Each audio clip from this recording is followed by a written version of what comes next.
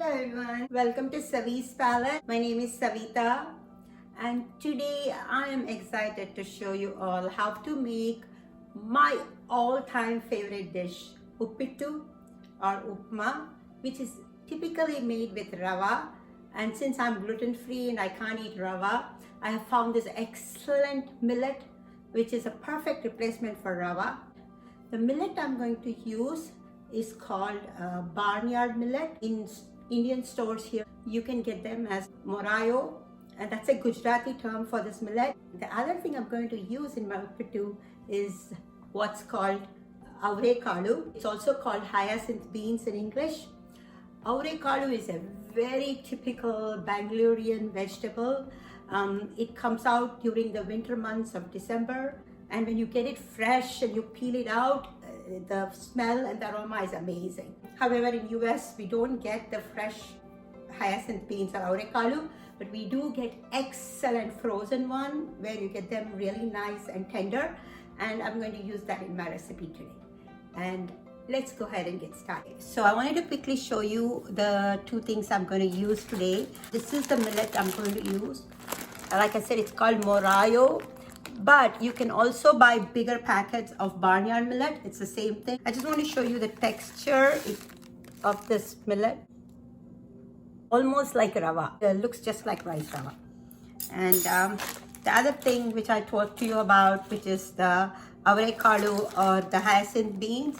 In here in US, you get them as, it's called surti, papdi, lilva. And this is how the beans look. Very nice and tender and very tasty. So what I have done for this recipe is I already took out a cup of this frozen papdi, lilva or Avarekal, and I have cooked them with salt. I usually cook them in the microwave. You can cook it on the stove. I put it in with a half a teaspoon or a teaspoon of salt for about 6 minutes. It gets done perfect. So the cooked Avarekal is already ready to go into the recipe. Okay, I have my trusted pan heating here. This I'm going to add just half a teaspoon ghee. To the melted ghee, I'm going to add 1 cup of Barnyard Millet. Fry this up, much like how you would fry the rava. Just fry it till you get a nice aroma and the millet turns slightly brown. I can see it getting slightly brown, and I'm going to turn off the stove and move this back into the container. So there you have the fried Barnyard Millet, and you can see it's just very lightly browned. And this is ready. So next we have to make our seasoning. We're going to use the same pan. And before we start making the seasoning, I've taken about 3 cups of water here, and I'm going to keep it to boil right next to the stove. So we have boiling water ready for our Uppittu. You want to take more water than you would for a rava Uppittu because it does absorb a little bit more water. So in typical rava Uppittu, you will take 1 cup of rava and you'll take 2 cups of water. For this, I'm going to take 3 cups of water. So to the heated pan, I'm going to add just about a couple of teaspoons of oil and let that get heated. To the heated oil, add a teaspoon of mustard seeds. Now that the mustard seed is buttering, to that we'll add about a teaspoon of Urud dhal and a teaspoon of Channa dhal. Add about 5 to 6 curry leaves, shredded. Fry it till the dhal becomes light brown. Okay, the dhal is turning light brown. To this, now we're going to add about a tablespoon of shredded ginger, a tablespoon of shredded fresh turmeric, and about 3 green chilies chopped. You can chop it finely if you want it spicy. And let's give this a quick mix. I'm going to add about another teaspoon of oil. I'm only using olive oil. You are welcome to use whichever oil you're comfortable with. So now I can smell the aroma of the turmeric and the ginger, so it's got slightly fried. I'm going to add about a cup of capsicum or green pepper, which I have diced. And we're going to fry this till it gets cooked. Add about a teaspoon of salt.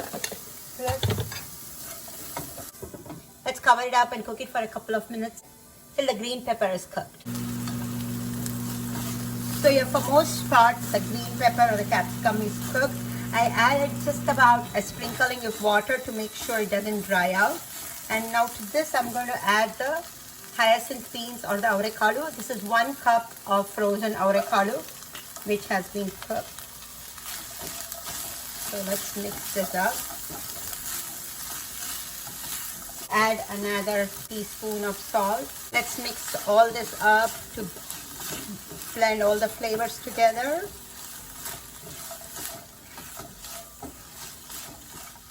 And I'm going to close the lid and let it cook for just 2 minutes so the flavors come together.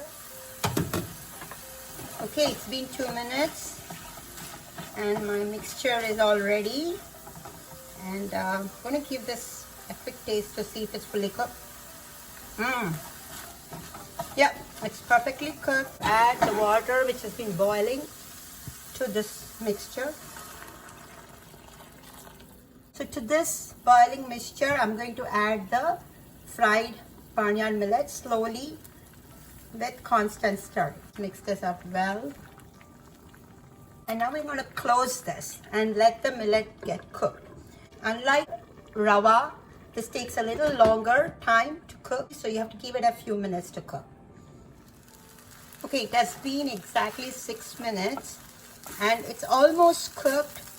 But see, even with 3 cups of water, the water gets absorbed really quickly. So I'm just going to add another 1/4 cup of hot water and close it and cook it for another 2 to 3 minutes. This is ready. Look how fluffy it looks.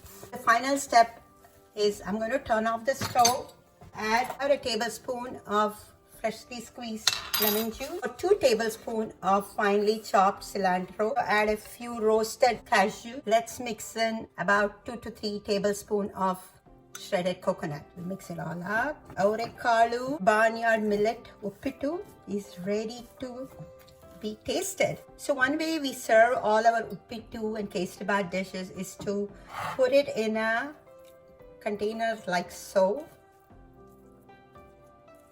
Okay. Stuff it up. I'm going to press it a little bit so the foam stays. And now all I'm going to do, oh, this is hot, is there you go. Here we are, all set, and I'm so ready to taste my all-time favorite Avarekal Uppittu. I love classic combination of the cooked Avarekal with chopped cilantro, fresh coconut, and all the seasoning. You don't necessarily need anything to go with this Uppittu because it's got all kinds of spices and all the flavors already within it. And I love to just eat it with some plain yogurt, some fresh homemade lemon pickle, and you know, some homemade congress goes with almost anything. And let's go ahead and taste it. Add some yogurt, a little bit of pickle, and a peanut.